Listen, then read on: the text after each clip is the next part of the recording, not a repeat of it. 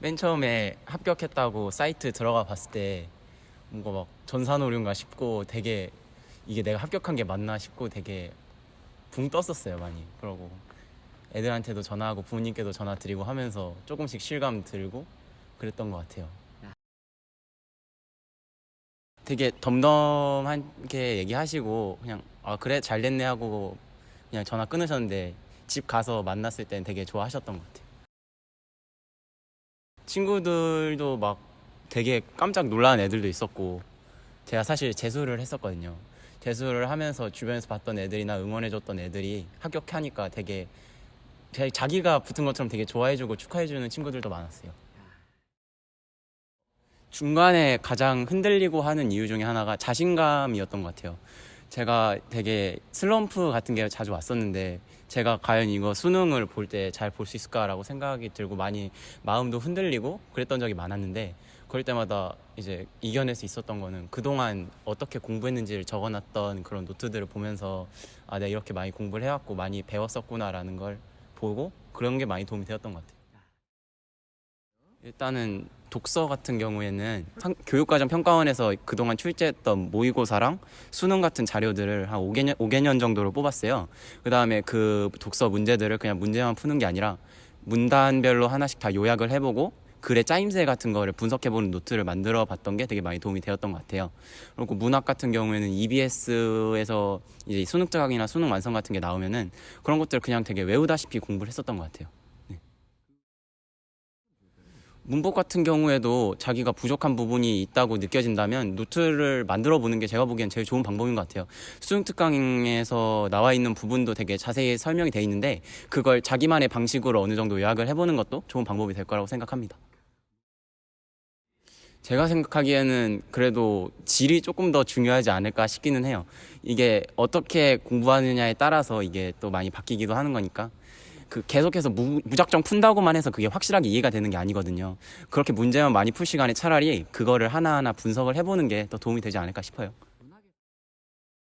그 어떤 표현법은 어떨 때 사용이 되고 아니면 뭐 어떤 그 시점이나 이런 것들이 어떻게 활용되는지 그런 것들을 분석을 해보는 게 더 좋지 않을까 싶네요.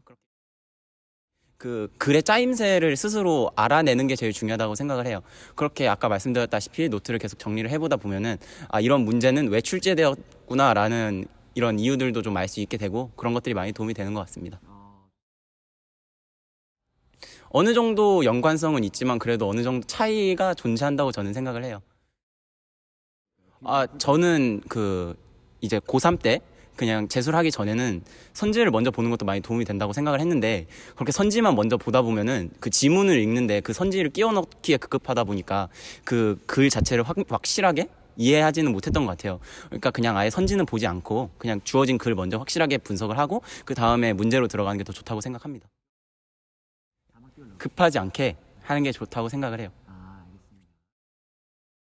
되게 어떻게 시간별로 그 뭐야 공부를 함에 있어서 수능 때까지 어떻게 공부하는지가 다 다르다고 생각을 해요. 일단은 6평 때까지는 그 제가 스스로 계속해서 풀이집을 만들면서 공부를 했었거든요. 그렇게 하면서 내가 만드는 풀이랑 그 이제 답지에 나와 있는 풀이를 비교하면서 나한테 맞는 풀이가 어떤 건지에 대해서 조금 더 분석을 해보고 그랬던 것이 도움이 많이 되었고 6평 이후로는 그냥 킬러 문제만 푸는 것도 중요한데 그러면서도 개념을 계속해서 적용을 해 나가면서 공부하는 게 좋다고 생각을 합니다. 이번 수능 같은 성적으로 나온다면은 그 앞에 세 개 앞에만 다 맞추면은 갈 수 있다고 저는 생각을 합니다. 근데 이제 그 킬러 문항이라는 거는 이제 어떻게 됐든지 간에 그것도 4점짜리 문제인 거잖아요.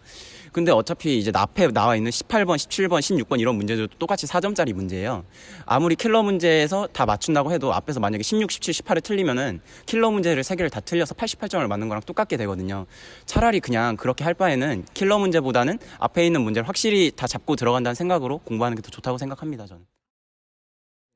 저는 한 1시간 정도씩 투자를 했어요. 제가 공부를 전체적으로 봤을 때 한 열 몇 시간 정도 했는데 그중에서 그래도 영어는 계속해서 빠지지 않고 그냥 수능 특강에 나와 있는 지문이나 수능 완성에 있는 지문들을 분석해보는 시간으로 1시간씩은 투자를 했던 것 같습니다. 그냥 스스로 생각했을 때 아, 이 정도면 내가 그래도 안정적인 2등급 정도는 나올 수 있겠다라는 선에서 공부하는 게 중요하다고 생각합니다.